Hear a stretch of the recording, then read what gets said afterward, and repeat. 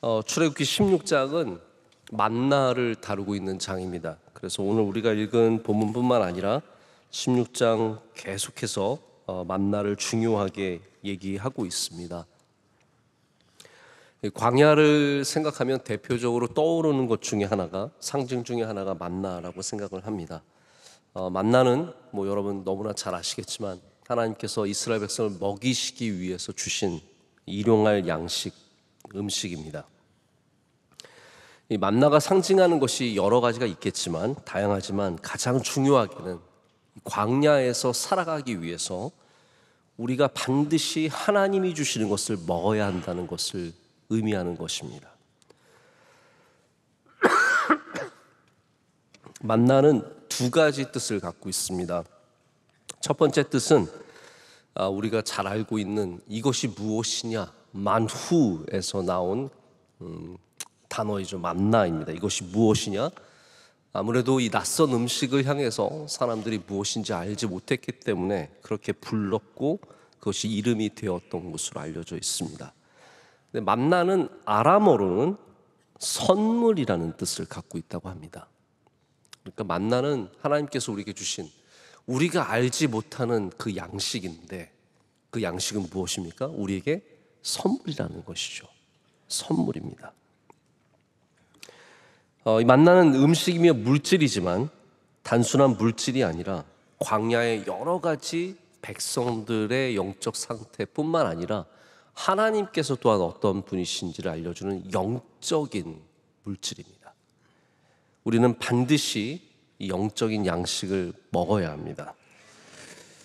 첫 번째로 만나가 은혜인데, 어떤 은혜냐면요, 백성들의 불평에 대한 하나님의 응답의 은혜입니다.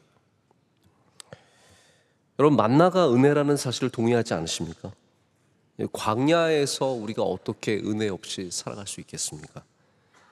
광야는 계속해서 원로 목사님 2주 동안 말씀 전하셨기 때문에 여러분도 많이 들으셨고 묵상하셨겠지만, 내 힘과 내 능력으로는 살아갈 수 없는 곳이 광야입니다. 나의 것이 떨어지는 것, 여러분 보십시오. 이스라엘이 얼마나 음식을 챙겨왔는지 모르겠는데 그들의 모든 준비한 것이 떨어지는 곳이 광야입니다. 여기 애굽에서 나온 후 둘째 달 15일입니다. 이것이 어쩌면 우리 사람이 버틸 수 있는 그런 기간이 아닌가 생각을 합니다. 나의 인내력, 나의 물질, 나의 관계, 좀 버틸 수 있지만 모든 버티는 것들이 다 한계가 있다는 거죠. 다윗이 압살롬에게 쫓겨서, 어제도 제가 잠깐 광야 이야기를 했는데, 이제 압살롬에게 쫓겨서 도망을 치죠. 도망을 갑니다. 예루살렘의 언덕을 내려가서 유대 광야 길로 들어서는데 그도 음식이 떨어집니다. 그래서 다윗이 도망가는 중에 다윗에게 음식을 공제하는, 제공하는 사람들이 있었고, 그로 인해서 다윗이 안전한 곳까지 이를 수 있었던 것을 우리는 기억합니다. 광야는 왕이어도 내 것이 다 떨어지는 곳입니다.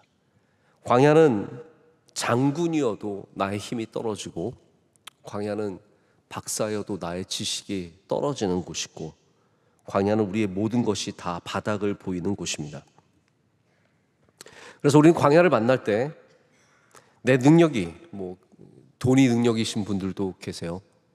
부럽습니다. 좋으시겠습니다. 돈이 능력인 분들도 계실 것이고, 힘이 능력인, 건강이 능력인, 관계가 능력인 분들이 계실 텐데, 모든 것이 결국은 한계에 이르는 그러한 지점이 바로 광야입니다. 만약에 내 힘으로 감당할 수 있다면 그건 광야가 아닙니다. 내 힘으로 감당할 수 있는 것은 광야 구경 간 거죠. 지금도 아프리카에 가면, 저는 이번에 가나에 잠깐 갔다 왔는데 워낙 짧게 다녀와서 가나를 구경도 못했습니다. 그냥 컨퍼런스 장소와 숙소만 왔다 갔다 하고, 아쉽게도 가나가 어떤 나라인지도 잘 구경을 못했는데, 아프리카 가면 그런 곳이 있대요. 어마어마한 정글이고 거대한 사파리인데 그 안에 서양인들을 위해서 아주 아름다운 호텔을 져놓은 거죠. 여기에 가서 좋은 차를 타고 밖에 나가서 뛰노는 막 그 정글에서 뛰노는 그런 사자 보고 기린 보고 뭐 들소 보고 그러고 즐기는 거죠. 근데 그거는 사실은 정글에 사는 게 아니라 정글을 체험하는 거 아니겠습니까? 사막도 마찬가지입니다. 뭐 사막 지역에 있는 이런 나라들 가보면 또 사막에도 어마어마하게 좋은 호텔들을 세워놓고 거기에서 하루 이틀 뭐 3일 4일 지내면서 사막을 경험하는 거죠. 사막에서 으리으리한 음식을 받아서 먹고 사람들이 와서 다 도와주고 뭐 춥지도 덥지도 않은 그런 숙소에서 자면서 사막을 경험하는 것. 여러분, 우리는 광야를 경험하는 것이 아니라 살아갈 때 정말 하나님의 은혜가 필요하다는 것을 깨닫게 됩니다.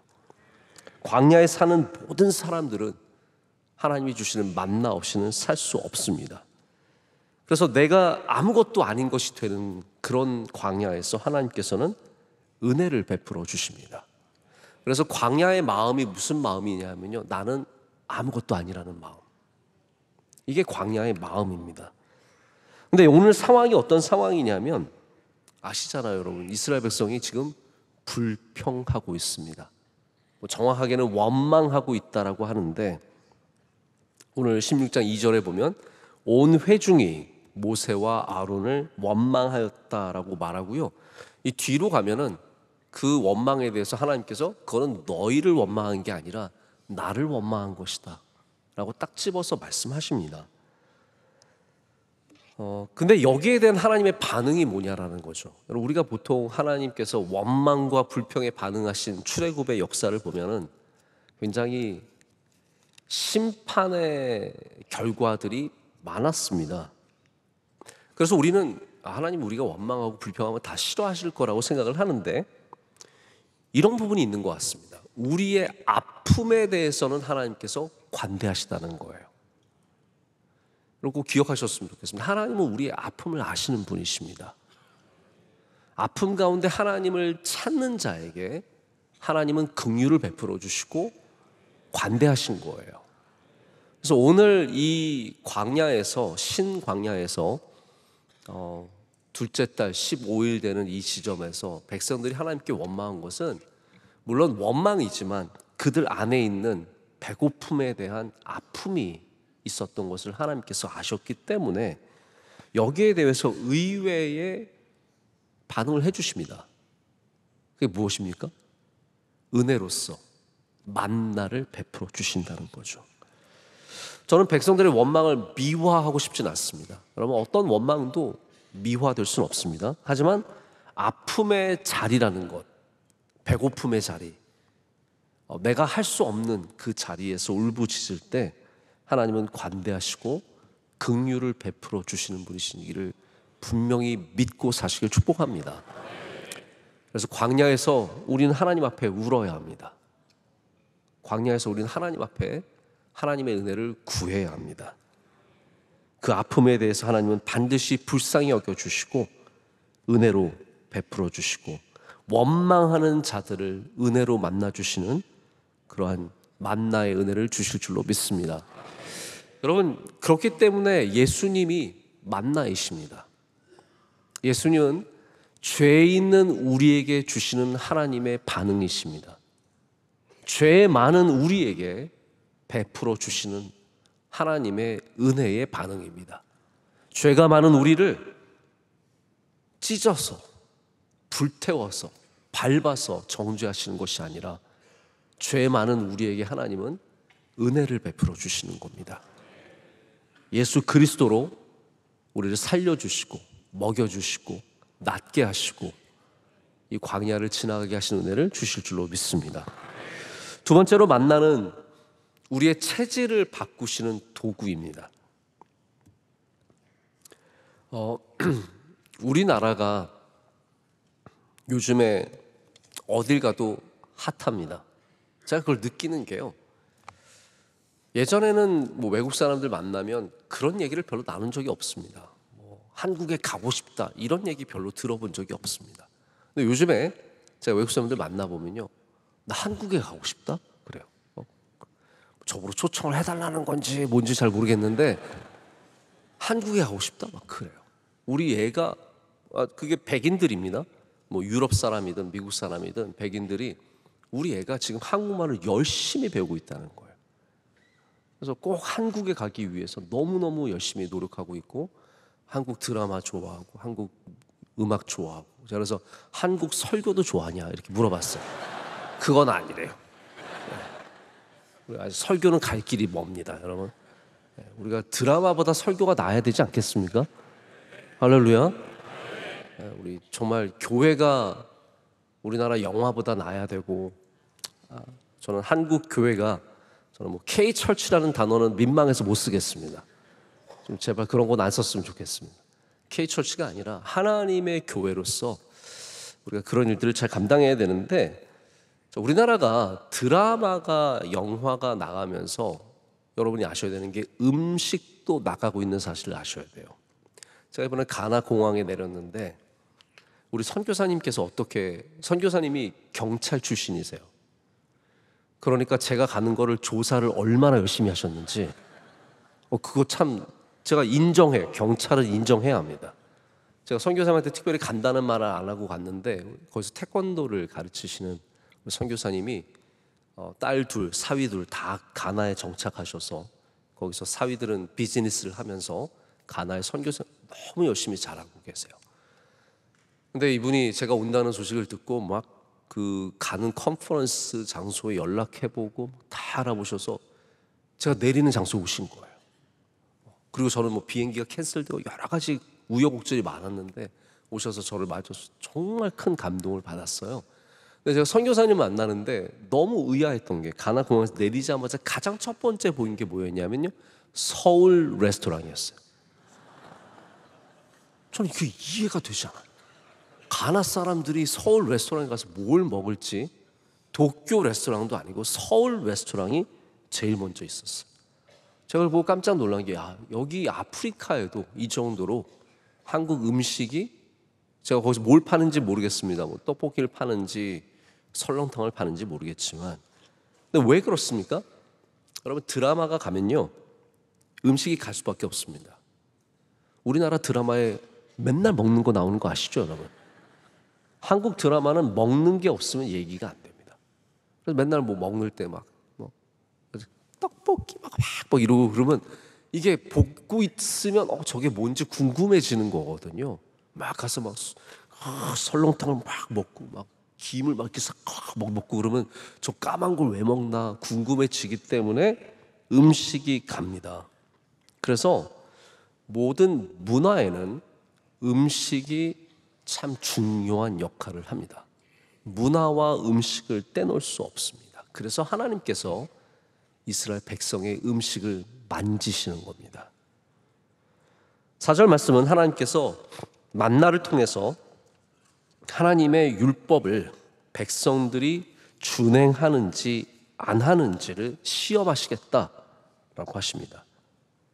그래서 하루에 아침마다 해 뜨기 전에, 해가 높이 뜨기 전에 다 거두게 하시고, 6일째는 안식일을 앞두고 이틀치의 양식을 거두게 하셔서 안식일을 예비할 것을 말씀하시죠.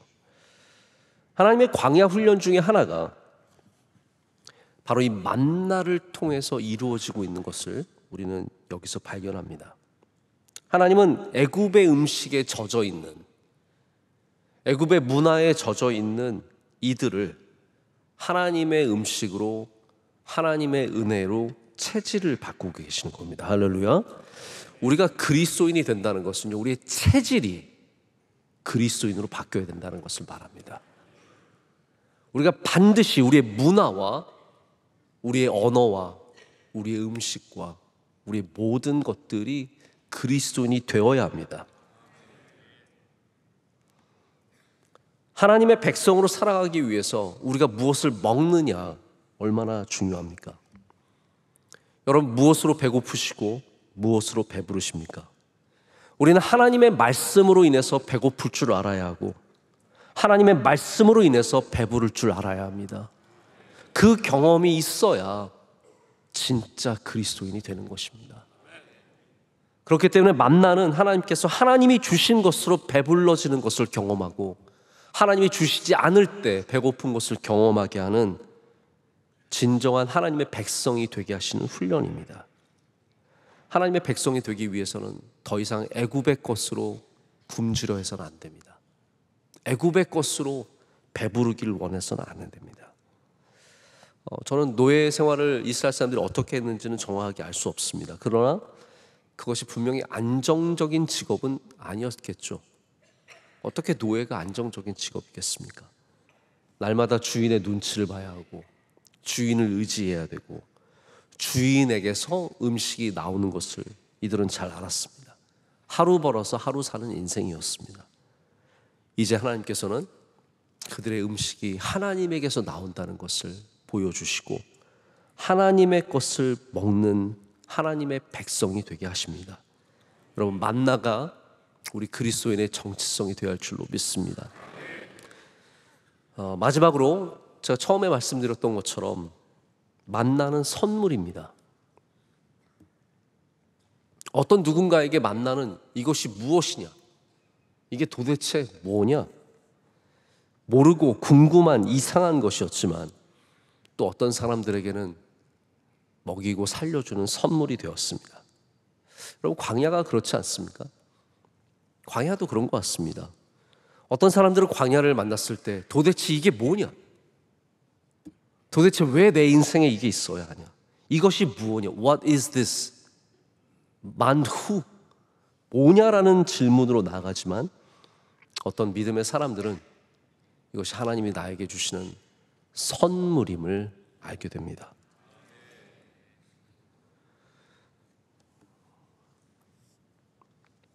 광야에서 하나님이 주시는 말씀이 나를 살려주는 선물이 되는 것을 경험하셔야 합니다. 제가 종종 어려운 분들을 이렇게 만나다 보면 꼭 그런 간증을 하시는 분들이 있습니다. 목사님, 제가 정말 어려운 일이 많았는데 그때 하나님이 저에게 말씀을 주셔서 살아갈 수 있었습니다. 하나님이 저를 먹여주셔서 살아갈 수 있었습니다. 제가 그때 기도해서 기도로 살아갈 수 있었습니다. 제가 그때 찬양해서 찬양으로 살아갈 수 있었습니다. 이게 여러분, 광야를 지나가는 사람들의 진정한 고백이 되어야 하지 않겠습니까? 우리가 광야를 만날 때 두 부류의 사람이 생깁니다. 한 부류는 여전히 내가 갖고 있는 힘과 내가 갖고 있는 능력과 내가 갖고 있는 관계와 내가 갖고 있는 모든 것을 동원해서 그 어려운 곳을 지나가려고 하는 사람들입니다. 다윗이 여러분, 사망의 음침한 골짜기를 지나갈 때 무엇을 의지했습니까? 주의 지팡이와 막대기를 의지한 겁니다. 주의 지팡이와 막대기가 나를 안위하시고 나를 보호하시고 나를 인도하셨기 때문에 그가 사망의 음침한 골짜기를, 그 광야를 지나갈 수 있었던 것 아니겠습니까? 여러분, 광야를 지나갈 때 이 광야가 하나님께서 우리에게 주시는 선물이라는 사실을 꼭 깨달으시길 축복합니다. 그리고 그 광야에서 하나님이 주시는 말씀이 더 큰 선물이 됨을 기억하시길 바랍니다. 그러면 그 광야를 건너가는 참된 힘과 능력과 용기와 지혜를 주실 줄로 믿습니다. 그렇기 때문에 지금 오늘도 우리는 하나님의 말씀, 바로 그 선물을 모으러 해 뜨는 이때에 여기에 나와 있습니다. 여러분, 여기서 만나를 모으십시오. 오늘을 살아갈 양식을 여기서 반드시 확보하십시오. 헛되이 왔다 헛되이 가지 마시고 내 만나를 여기에서 반드시 건져가겠다는 마음으로 오셔서 간절한 마음으로 하나님께 나아가시면 여러분, 하나님의 풍성한 만나가 오늘이 아니라 평생을 여러분을 지켜주시고 은혜를 주실 줄로 믿습니다. 오늘의 만나라는 이 개념이 여러분 안에 이미 다 있습니다. 오늘 기도하신 집사님도 오늘의 양식, 오늘의 주시는 말씀이라고 하지 않습니까? 요즘에는 우리 기도하시는 집사님들 중에 우리 청년부 출신들이 나와서 이렇게 기도하면 제가 마음이 좀 짠합니다. 청년부 때 우리 잘 대학부 청년부, 아마 교회학교도 우리 교회학교 출신일 텐데 교회학교 다 졸업하고 청년부까지 나와서 애도 많이 낳고 그래가지고 교회 잘 섬기면서 기도하면 또 얼마나 마음이 뜨거워지는지 모릅니다. 오늘 기도한 것처럼 여러분, 이 양식이 오늘도 우리를 살려주고 붙잡아주고 광야를 불평이 아니라 감사, 선물을 받은 그 사람으로서 넉넉히 살아가는 능력을 주실 줄로 믿습니다. 애굽의 문화대로 살지 마시고 애굽의 문화에 저항하시고 바벨론의 문화에 저항하시고 오늘도 그리스도인의 삶으로 넉넉히 이기며 살아가신 여러분 되시기를 축복합니다.